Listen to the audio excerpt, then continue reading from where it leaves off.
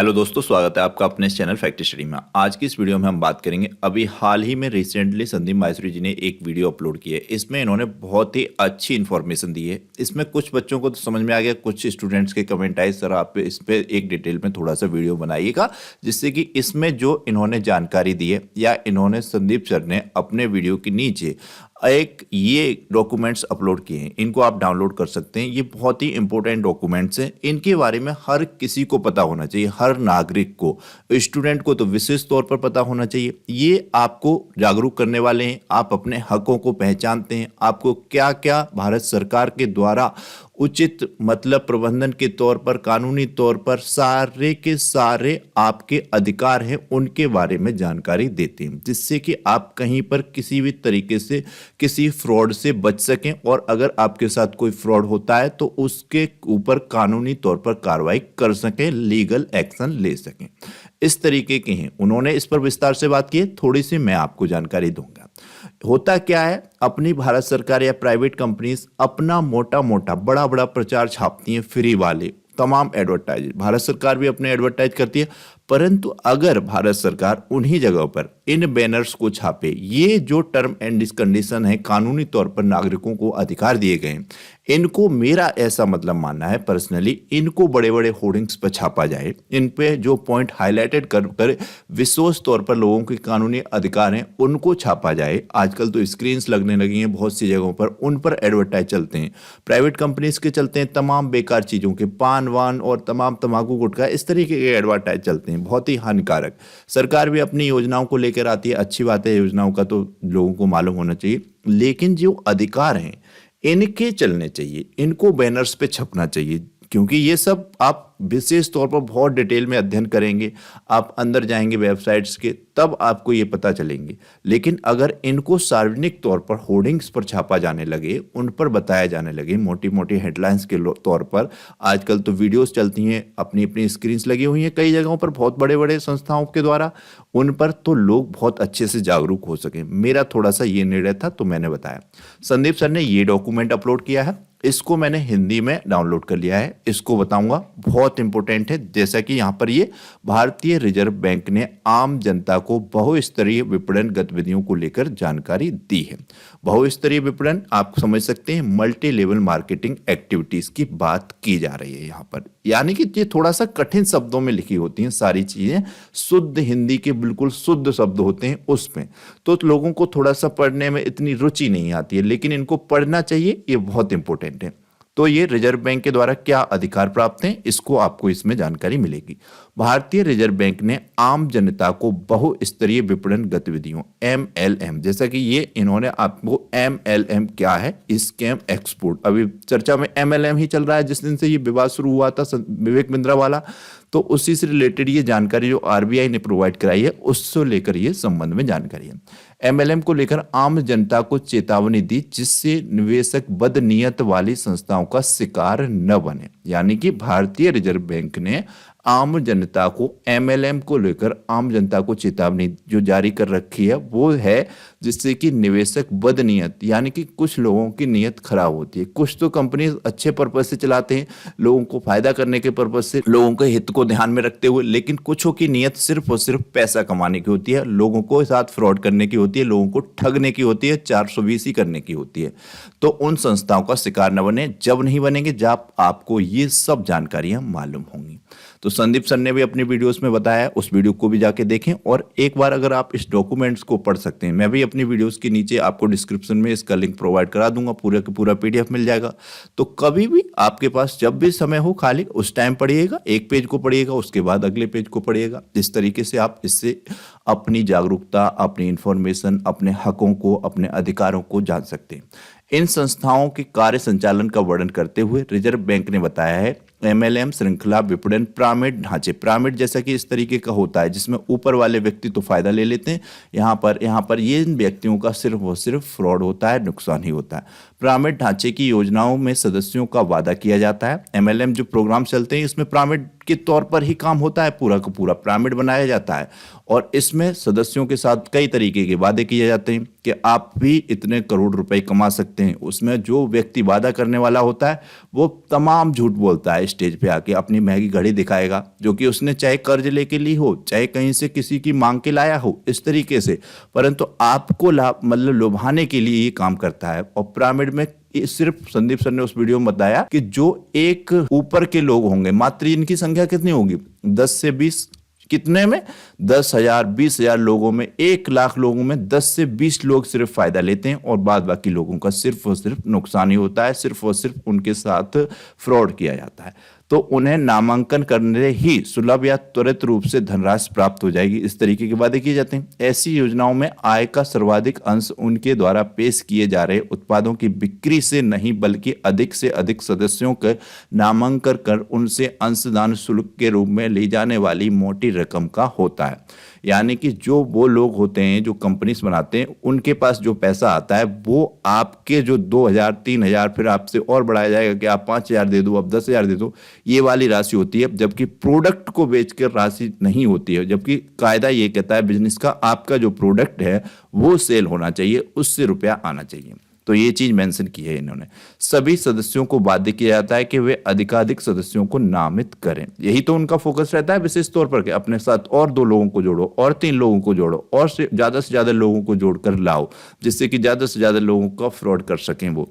और उनका एक कमीशन ऊपर वाले लोगों तक पहुंचता है, बड़ा कमीशन। आपको तो बहुत छोटा अमाउंट मिलता है, वो भी आप बहुत मेहनत करेंगे, तमाम लोगों का ब्रेन वॉश करेंगे, उसके बाद आप जितनी रकम आपने लगाई है वो बड़ी मुश्किल से आप अपनी ले पाएंगे। और बाद बाकी ये लोग बहुत जो ऊपर बैठे होते हैं पिरामिड में वो कमा ले जाते हैं।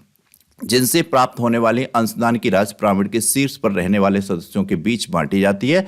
जब यह श्रृंखला टूट जाती है तो उससे पिरामिड ही ढह जाता है तथा इससे पिरामिड में सबसे नीचे रहने वाले सदस्य सबसे अधिक प्रभावित होते हैं। और सबसे ज्यादा संख्या पिरामिड में सबसे नीचे वाले सदस्यों की है। आप देख सकते हैं सबसे ऊपर तो बहुत ही गिने चुने 10-20 लोग होते हैं, ये सबसे ज्यादा कमीशन यहाँ से हर व्यक्ति से नीचे वाले व्यक्ति का रुपया यहाँ तक पहुंचता है। तो सबसे ज्यादा पैसा कौन कमाता है, ये ऊपर वाले व्यक्ति, और ये व्यक्ति सिर्फ और सिर्फ धोखेबाजी का शिकार होते हैं। रिजर्व बैंक ने आम जनता को आगाह किया है कि वह बहुस्तरीय विपणन श्रृंखला विपणन पिरामिड ढांचे की योजनाओं को चलाने वाली संस्थाओं द्वारा उच्च प्रतिफल की पेशकश करते हुए किए जाने वाले वादों के झांसे में न आए। रिजर्व बैंक ने यह दोहराया है कि ऐसे प्रस्तावों का शिकार बनने से सीधे तौर पर वित्तीय घाटा हो सकता है और आम जनता अपने हित को बचाने के लिए ऐसे किसी भी प्रकार के प्रस्तावों के प्रति ध्यान ना दें। सचेत किया हुआ है सरकार ने भी अपने तमाम मतलब कानूनी प्रावधानों में, रिजर्व बैंक ने भी जितने जहां पे भी MLM प्रोग्राम चलते हैं उनसे रिलेटेड, लेकिन इन सब चीजों का प्रचार नहीं है। अगर इन चीजों का प्रचार हो, जैसा कि शुरुआत में मैंने बताया, एडवर्टाइज हो, विशेष तौर पर टीवी में भी चले, आपके यूट्यूब में भी चले, और जो बड़े बड़े बैनरों में तमाम प्राइवेट कंपनियों के गुटकों के प्रचार चलते हैं, सरकार भी अपनी योजनाओं में अपने बड़े बड़े फोटो लगाए रखती है। उसका फोकस सिर्फ इस पे होता है कि हम बहुत अच्छा कर रहे हैं, हमारी गवर्नमेंट बहुत अच्छा कर रही है, योजनाओं का लाभ नीचे स्तर तक पहुंचाए या न पहुंचाए इस पर कोई कार नहीं है, बस हमने इतना कर दिया। इसकी जगह इन सब चीजों के चलाए जाएं, बड़े बड़े पोस्टर लगाए जाएं, इनका प्रचार किया जाए, जो मतलब कानूनी अधिकार लोगों के हैं वो उनको बताए जाएं, तो फिर मुझे लगता है हमारे देश में फ्रॉड ना के बराबर हो। और लोगों के पास साथ अगर फ्रॉड नहीं होगा तो सच में देश की सारी जनता का भला होगा और देश भी तरक्की करेगा। रिजर्व बैंक ने यह भी बताया कि धन परिचालन बहुस्तरीय विपणन पिरामिड ढांचों के तहत धनराशि को स्वीकार करना, इनामी चिट धन परिचालन स्कीम पाबंदी अधिनियम 1978 के अंतर्गत ये एक अपराध है।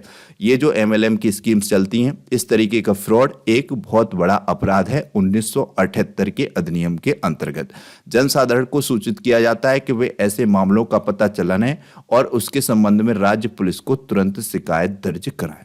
ये प्रधान मुख्य महाप्रबंधक हैं अल्पना किल्लावला, इनका नाम है, जो कि कौन है, principal chief manager general manager RBI की अल्पना किल्लावला। इनके द्वारा ये पूरा का पूरा इंफॉर्मेशन दिया गया। इसके बाद ये राजपत्र है, इसको संदीप माहेश्वरी जी ने बताया इसमें क्या क्या इंपॉर्टेंट पॉइंट है। इसमें भी यही बताया गया, इस तरीके का अगर आपके साथ कोई फ्रॉड होता है तो आप उस पर अपना पूर्ण रूप से कानूनी तौर पर एक लीगल एक्शन ले सकते हैं और आप उससे मतलब बच सकते हैं। और ये सब जो चीजें हैं उनके लिए पूरे डिटेल में इस राजपत्र में जानकारी दी गई है, एक एक चीज की, कि अगर कोई कंपनी आपके साथ डायरेक्ट या इनडायरेक्ट रूप से आपको प्रभावित करती है, आपके साथ वादा करती है, या वो मुंह से ही बोल के ही कहती है कि मैं आपको ये जो मतलब फीस के तौर पर राशि ली है इससे इतना लाभ होगा, अगर आपको उतना लाभ नहीं होता है तो आप उस पर लीगल एक्शन ले सकते। रुपए के मामले में बहुत टर्म एंड कंडीशन दी गई है हमारी सरकार के द्वारा, परंतु हमारे नागरिकों को वो पता नहीं। ये सारी चीजें बताई गई हैं, वापसी, रिफंड, विनियम, गारंटी, सुपुर्दगी, ये सब चीजें बताई गई हैं इस पूरे के पूरे राजपत्र में। ये पूरे 15 पेज का पीडीएफ है। इसको मैं एक एक पॉइंट को अगर बताऊंगा तो कम से कम 3 घंटे लग जाएंगे मिनिमम। इसलिए इसका सार आप इतना समझ लीजिए। पहली बात तो रुपए के किसी भी लेन देन में आपको फंसना नहीं है। आपकी मेहनत ही आपका पैसा है। ये शॉर्ट टर्म कंडीशन वाली चीजें आपको काम आने वाली नहीं है। तो अब तो लोग बहुत जागरूक हो गए। संदीप सर ने भी MLM एक्सपोज पर कई वीडियो कर दिए हैं। तो अब तो जिन जिन व्यक्तियों ने हमारे वीडियोस देखे होंगे, सर के वीडियोस देखे होंगे, तो वो लोग तो अब इस चीज में नहीं फंसेंगे। इससे पहले लोग बहुत फ्रॉड के शिकार होते रहे। लगातार लोगों को जागरूक करना इसीलिए जरूरी है क्योंकि लोगों का एक एक रुपया इंपॉर्टेंट है। उनको किसी भी चीज में इस तरीके से वेस्ट नहीं करना चाहिए। सिर्फ और सिर्फ हार्ड तौर पर वो मेहनत करें और अपनी मेहनत से पैसे कमाएं। ये तमाम धाराएं दी गई हैं इसमें। इस नियम के प्रयोजन, दिवालिया शब्द का अर्थ, सारी चीजें इस राजपत्र में बताई गई हैं बहुत अच्छे तौर पर। ये आप समझ में आ गया होगा। और इसके अलावा यहाँ पर इस पीपीटी में मैंने ऐड किया है विश्व उपभोक्ता अधिकार दिवस का महत्व। वैसे तो विश्व उपभोक्ता अधिकार दिवस 15 मार्च को मनाया जाता है, लेकिन भारत में राष्ट्रीय उपभोक्ता अधिकार दिवस 24 दिसंबर को मनाया जाता है। ये क्वेश्चन आपके एग्जाम के लिए इंपॉर्टेंट है, कहीं भी पूछा जा सकता है और कई बार पूछा गया है। तो अपने देश का राष्ट्रीय उपभोक्ता दिवस 24 दिसंबर को है। ये भी आपको जागरूक करने से संबंधित ही है। जिस तरीके से आप इन सब फ्रॉड्स में फंसते हैं, आपके जो कंज्यूमर के अधिकार हैं उनसे ही संबंधित है, इसीलिए इसको मैंने यहाँ पर इसको ऐड किया। और विश्व उपभोक्ता दिवस कब मनाया जाता है? ये 15 मार्च। मतलब उपभोक्ता दिवस 24 दिसंबर को क्यों मनाया जाता है? क्योंकि भारत के राष्ट्रपति ने उसी दिन ऐतिहासिक उपभोक्ता संरक्षण अधिनियम 1949 को अधिनियमित के रूप में स्वीकार किया था। यानी कि हमारा जो उपभोक्ता संरक्षण अधिनियम था 1949 में आया, इसी दिन राष्ट्रपति जी ने इस पर साइन करके इसको पूर्ण रूप दिया था। तो आप समझ गए होंगे हमारे देश का राष्ट्रीय उपभोक्ता दिवस 24 दिसंबर को मनाया जाता है, क्यों मनाया जाता है। और विश्व उपभोक्ता दिवस 15 मार्च को मनाया जाता है। ये क्यों मनाया जाता है 15 मार्च को?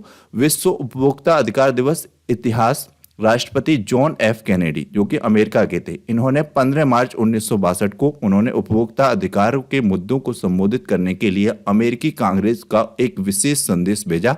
ऐसा करने वाले वे पहले नेता थे। उपभोक्ता आंदोलन इस प्रकार 1983 में शुरू हुआ और हर साल इस दिन संगठन उपभोक्ता अधिकारों के संबंध में महत्वपूर्ण मुद्दों और अभियानों पर कार्रवाई करने के लिए प्रयास करता है। बता दें, कोई भी आधिकारिक साइट से दुनिया भर में आयोजित विभिन्न घटनाओं और अभियानों की जांच कर सकता है। तो मूल रूप से आपको इतना तो ध्यान रखना ही है, भारत का राष्ट्रीय उपभोक्ता दिवस 24 दिसंबर को, विश्व उपभोक्ता दिवस 15 मार्च को, और ये विशेष तौर पर राष्ट्रपतियों द्वारा स्वीकृत किया गया। इस तौर पर ये इन तिथियों को मनाया जाता है। तो ये सभी जानकारी आपको होनी चाहिए, इसका सार भी आप समझ गए होंगे। तो ये था आज का वीडियो। आपको ये वीडियो कैसा लगा प्लीज कमेंट बॉक्स में बताइए।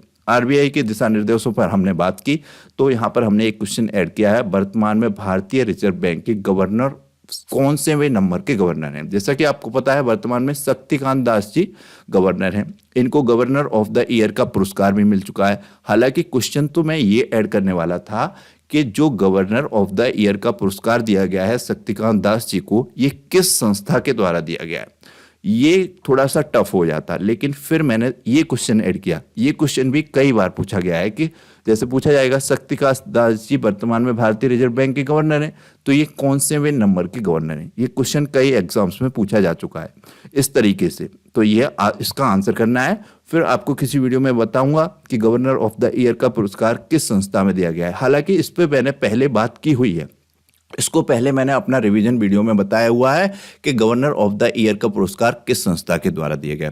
और ये सब जानकारी होगी अगर आप हमारी डेली करंट अफेयर्स वाली वीडियो देखते होंगे, तो वो वाले स्टूडेंट्स तो कर ले जाएंगे, परंतु आप इसमें क्वेश्चन का आंसर कीजिएगा। आपका आंसर सही होगा मैं थम्स अप करूंगा, और रॉन्ग होगा रिप्लाई में राइट आंसर बताऊंगा। तो आपको ये हमारा वीडियो कैसा लगा प्लीज इसे लाइक और शेयर कीजिएगा। चैनल को सब्सक्राइब नहीं किया सब्सक्राइब कीजिएगा, बेल आइकन को प्रेस कीजिएगा। Thank you so much.